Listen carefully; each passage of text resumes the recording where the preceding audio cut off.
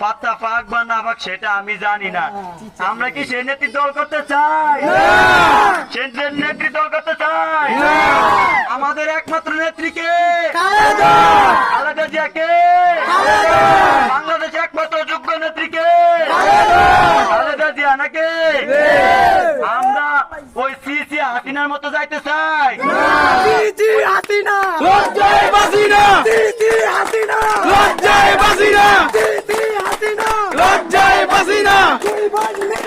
পলাইছে দিল্লা, রাস্তা গাইছে গিল্লা, রাস্তা গাইছে গিল্লা।